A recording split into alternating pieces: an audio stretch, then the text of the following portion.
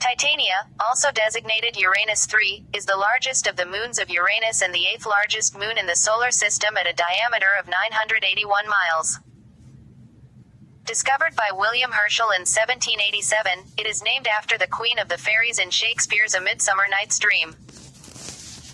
Its orbit lies inside Uranus's magnetosphere. Titania consists of approximately equal amounts of ice and rock, and is probably differentiated into a rocky core and an icy mantle. A layer of liquid water may be present at the core-mantle boundary. Its surface, which is relatively dark and slightly red in color, appears to have been shaped by both impacts and endogenic processes. It is covered with numerous impact craters reaching up to 203 miles in diameter, but is less heavily cratered than Oberon, outermost of the 5 large moons of Uranus. It may have underwent an early endogenic resurfacing event which obliterated its older, heavily cratered surface. Its surface is cut by a system of enormous canyons and scarps, the result of the expansion of its interior during the later stages of its evolution. Like all major moons of Uranus, Titania probably formed from an accretion disk which surrounded the planet just after its formation. Infrared spectroscopy conducted from 2001 to 2005 revealed the presence of water ice as well as frozen carbon dioxide on Titania's surface, suggesting it may have a tenuous carbon dioxide atmosphere with a surface pressure of about 0.00000000000009 atmospheres.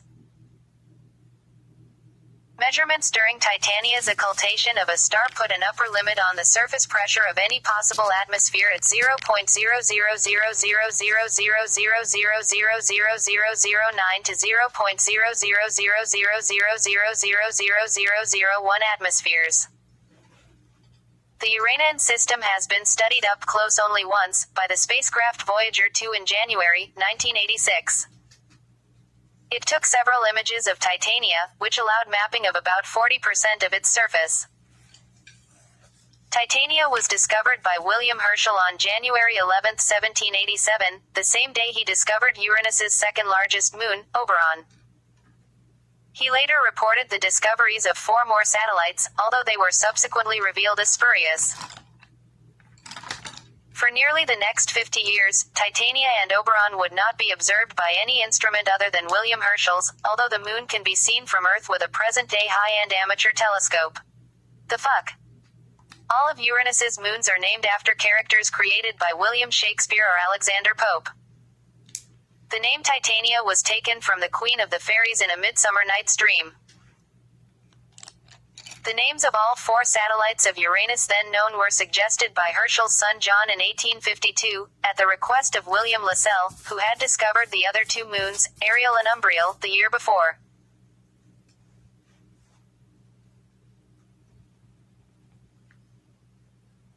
Titania was initially referred to as the first satellite of Uranus, and in 1848 was given the designation Uranus I by William Lassell, although he sometimes used William Herschel's numbering, where Titania and Oberon are 2 and IV. In 1851 Lassell eventually numbered all 4 known satellites in order of their distance from the planet by Roman numerals, and since then Titania has been designated Uranus 3. Shakespeare's character's name is pronounced Titenge, but the moon is often pronounced Titani, by analogy with the familiar chemical element titanium. The adjectival form, Titanian, is homonymous with that of Saturn's moon Titan. The name Titania is ancient Greek for, daughter of the Titans. Titania orbits Uranus at the distance of about 271,000 miles, being the second farthest from the planet among its 5 major moons after Oberon. Titania's orbit has a small eccentricity and is inclined very little relative to the equator of Uranus. Its orbital period is around 8.7 days, coincident with its rotational period. In other words, Titania is a synchronous or tidally locked satellite, with one face always pointing toward the planet. Titania's orbit lies completely inside the Uranian magnetosphere. This is important, because the trailing hemispheres of satellites orbiting inside a magnetosphere are struck by magnetospheric plasma, which co-rotates with the planet. This bombardment may lead to the darkening of the trailing hemispheres, which is actually observed for all Uranian moons except Oberon. Because Uranus orbits the Sun almost on its side, and its moons orbit in the planet's equatorial plane, they, including Titania, are subject to an extreme seasonal cycle. Both northern and southern poles spend 42 years in a complete darkness, and another 42 years in continuous sunlight, with the sun rising close to the zenith over one of the poles at each solstice. The Voyager 2 flyby coincided with the Southern Hemisphere's 1986 summer solstice, when nearly the entire Southern Hemisphere was illuminated. Once every 42 years, when Uranus has an equinox and its equatorial plane intersects the Earth, mutual occultations of Uranus's moons become possible. In 2007-08 a number of such events were observed, including 2 occultations of Titania by Umbriel on August 15 and December 8, 2007. Titania is the largest and most massive Uranian moon, and the 8th most massive moon in the Solar System. Its density of 1.71 grams per cc, which is much higher than the typical density of Saturn's satellites, indicates that it consists of roughly equal proportions of water ice and dense non-ice components. The latter could be made of rock and carbonaceous material, including heavy organic compounds. The presence of water ice is supported by infrared spectroscopic observations made in 2001-05, which have revealed crystalline water ice on the surface of the moon. Water ice absorption bands are slightly stronger on Titania's leading hemisphere than on the trailing hemisphere. This is the opposite of what is observed on Oberon, where the trailing hemisphere exhibits stronger water ice signatures. The cause of this asymmetry is not known, but it may be related to the bombardment by charged particles from the magnetosphere of Uranus, which is stronger on the trailing hemisphere due to the plasma's co-rotation. The energetic particles tend to sputter water ice, decompose methane trapped in ice as clathrate hydrate, and darken other organics, leaving a dark, carbon-rich residue behind. Except for water, the only other compound identified on the surface of Titania by infrared spectroscopy is carbon dioxide, which is concentrated mainly on the trailing hemisphere. The origin of the carbon dioxide is not completely clear. It might be produced locally from carbonates or organic materials under the influence of the solar ultraviolet radiation or energetic charged particles coming from the magnetosphere of Uranus. The latter process would explain the asymmetry in its distribution, because the trailing hemisphere is subject to a more intense magnetospheric influence than the leading hemisphere. Another possible source is the outgassing of the primordial CO2 trapped by water ice in Titania's interior. The escape of CO2 from the interior may be related to the past geological activity on this moon. Titania may be differentiated into a rocky core surrounded by an icy mantle. If this is the case, the radius of the core 320 miles is about 66% of the radius of the moon, and its mass is around 58% of the moon's mass. The proportions are dictated by moon's composition. The pressure in the center of Titania is about 5,724 atmospheres. The current state of the icy mantle is unclear. If the ice contains enough ammonia or other antifreeze, Titania may have a subsurface ocean at the core mantle boundary. The thickness of this ocean, if it exists, is up to 31 miles and its temperature is around -117 degrees, close to the water-ammonia eutectic temperature of -142 degrees. However, the present internal structure of Titania depends heavily on its thermal history, which is poorly known. Oh balls! Among Uranus's moons, Titania is intermediate in brightness between the dark Oberon and Umbriel and the bright Ariel and Miranda. Its surface shows a strong opposition surge. Its reflectivity decreases from 35% at a phase angle of 0 degrees geometrical albedo to 25% at an angle of about 1 degree. Titania has a relatively low bond albedo of about 17%. Its surface is generally slightly red in color, but less red than that of Oberon. However, fresh impact deposits are bluer, while the smooth plains situated on the leading hemisphere near Ursula crater and along some grabens are somewhat redder. There may be an asymmetry between the leading and trailing hemispheres. The former appears to be redder than the latter by 8%. However, this difference is related to the smooth plains and may be accidental. The reddening of the surfaces probably results from space weathering caused by bombardment by charged particles and micrometeorites over the age of the solar system. However, the color asymmetry of Titania is more likely related to accretion of a reddish material coming from outer parts of the Uranian system, possibly from irregular satellites, which would be deposited predominantly on the leading hemisphere. Scientists have recognized 3 classes of geological feature on Titania: craters, chasmata canyons, and rupes scarps. The surface of Titania is less heavily cratered than the surfaces of either Oberon or Umbriel, which means that the surface is much younger. The crater diameters reach 202.5 miles for the largest known crater, Gertrude. There can be also a degraded basin of approximately the same size. Some craters, for instance, Ursula and Jessica, are surrounded by bright impact ejecta rays consisting of relatively fresh ice. All large craters on Titania have flat floors and central peaks. The only exception is Ursula, which has a pit in the center. To the west of Gertrude there is an area with irregular topography, the so-called unnamed basin, which may be another highly degraded impact basin with the diameter of about 210 miles.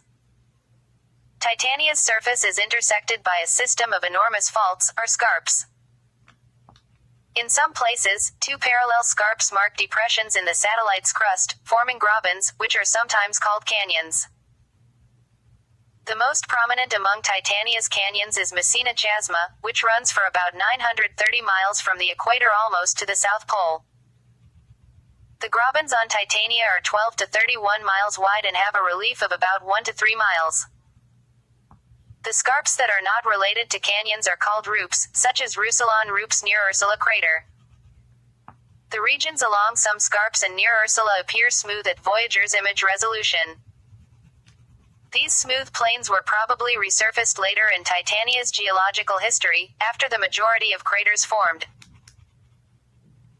The resurfacing may have been either endogenic in nature, involving the eruption of fluid material from the interior cryovolcanism, or, alternatively it may be due to blanking by the impact ejecta from nearby large craters.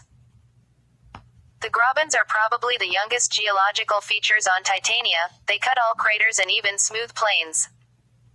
The geology of Titania was influenced by 2 competing forces: impact crater formation and endogenic resurfacing. The former acted over the Moon's entire history and influenced all surfaces. The latter processes were also global in nature, but active mainly for a period following the Moon's formation. They obliterated the original heavily cratered terrain, explaining the relatively low number of impact craters on the Moon's present-day surface.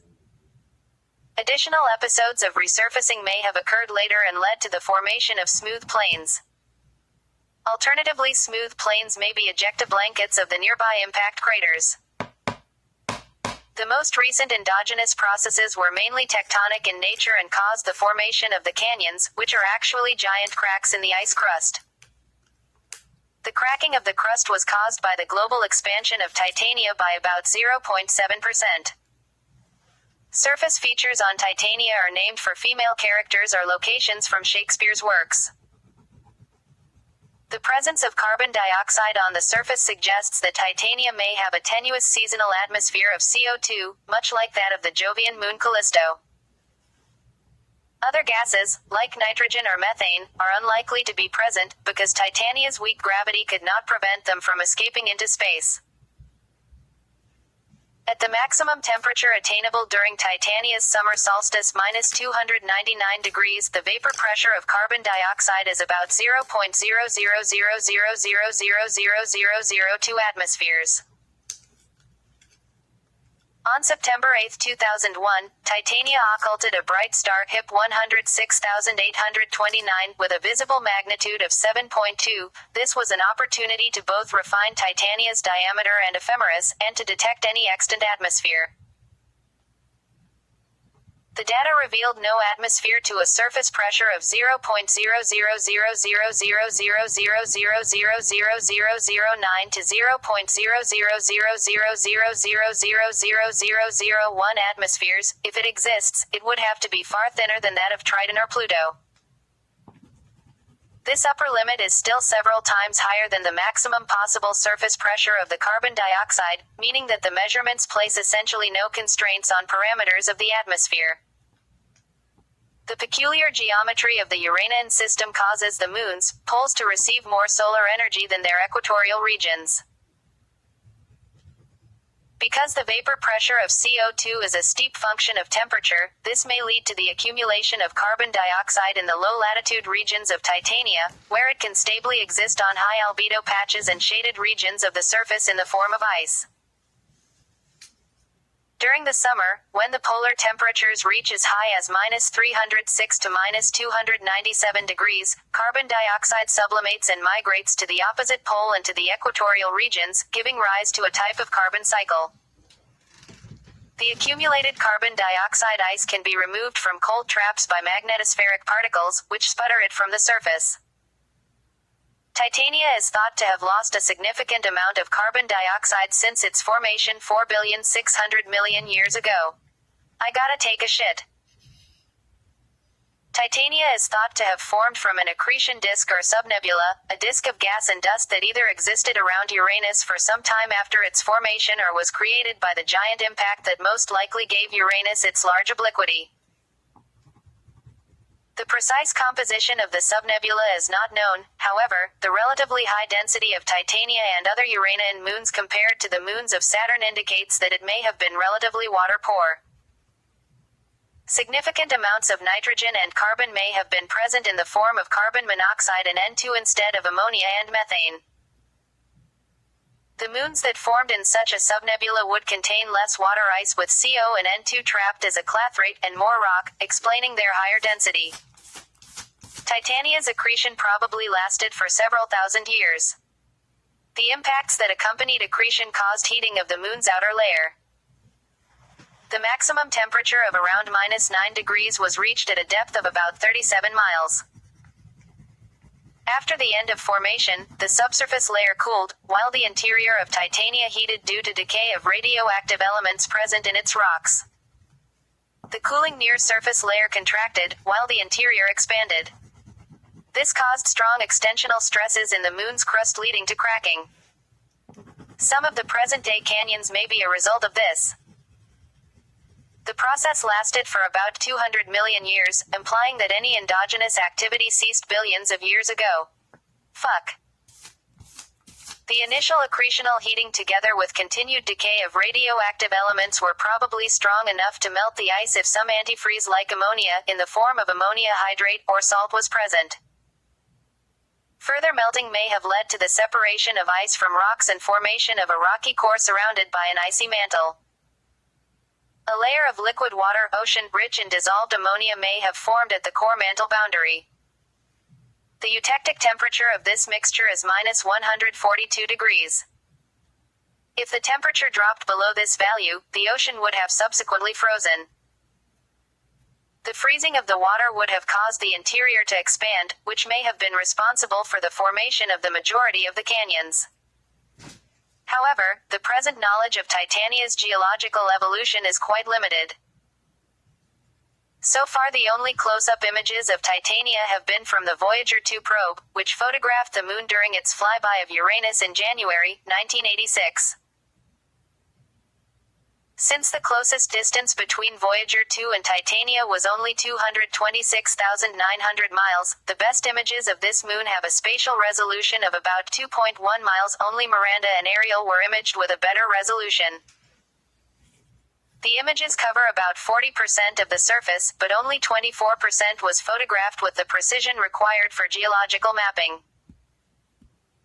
At the time of the flyby, the southern hemisphere of Titania, like those of the other moons, was pointed towards the sun, so the northern, dark hemisphere could not be studied.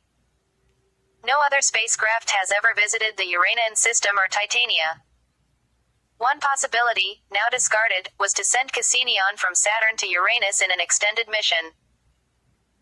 Another mission concept proposed was the Uranus orbiter and probe concept, evaluated around 2010. Uranus was also examined as part of one trajectory for a precursor interstellar probe concept, Innovative Interstellar Explorer. A Uranus orbiter and probe mission architecture was identified as the highest priority for a NASA flagship mission by the 2023-32 Planetary Science Decadal Survey. The science questions motivating this prioritization include questions about the Uranian satellite's bulk properties, internal structure, and geologic history. A Uranus orbiter was listed as the third priority for a NASA flagship mission by the 2013-22 Planetary Science Decadal Survey, and conceptual designs for such a mission are currently being analyzed.